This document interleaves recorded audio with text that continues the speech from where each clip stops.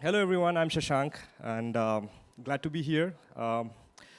Every year, we are losing almost $2 billion to malicious hackers. And if you see the trend, most of these, are handful vulnerabilities, access control, it's like proxy upgrades, business logic, etc. And to scale security, it's like we need to do automation. And it's pretty, it's like, and to do automation, initially we used to do, it's like algorithm detectors, but which is very outdated right now. To find more business logic vulnerabilities, we have to use AI because it is more context aware, but how? And that's what my talk is about.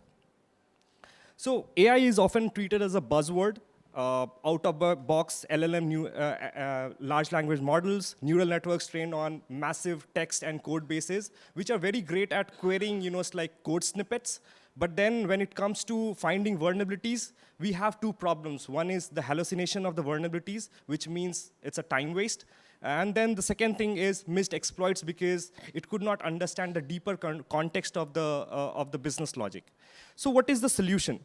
So the solution, is what if we build an LLM which acts more like maybe a junior, like smart contract auditor. And how do we do that is in my next slide. So if we have to do that, we have to do majorly three things. The first thing is, it's like the context, the context of the dependency-aware context. So when a human audits, they don't read the code line by line. They follow a call graph, the inheritance, hierarchy, and the storage slots, etc. How the value is passing through. And that's the same thing which we need to implement with the LLMs. So we create AST trees, call graphs, and call only those functions which are relevant to the questions which we are trying to ask, like who is calling whom. What this does is it narrows down the context. Rather than feeding the entire code base to the LLM, which will cause hallucination, we are just giving a narrow context. And narrow context means more clear understanding of the bug to the LLM, and hence better results. Second point is auditor-labeled corpora. So what we do is like, LLMs will learn what we teach them.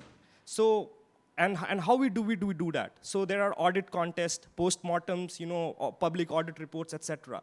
If we label them correctly and then pass it to an LLM, it will learn better, and hence it will give better results. But then it should also not be limited to your RAG-based architecture, whatever you are building in the vector databases. It should also know what is not just a bug, what is also not a bug. And hence, this also helps in reducing false positives, and it has worked very well for us.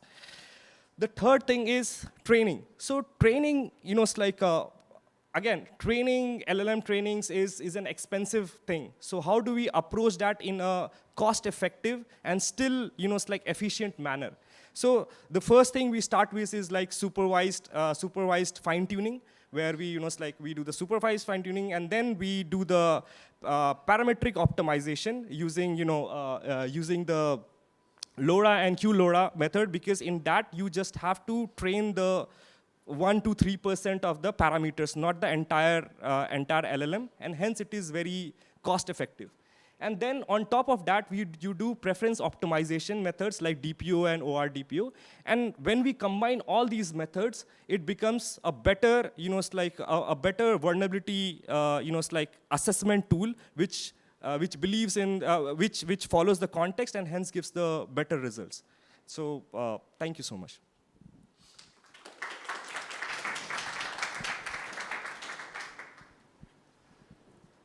Awesome. Thank you, Shashank. Up next, we have Alejandro Munoz McDonald, security researcher and triage lead at Immunify.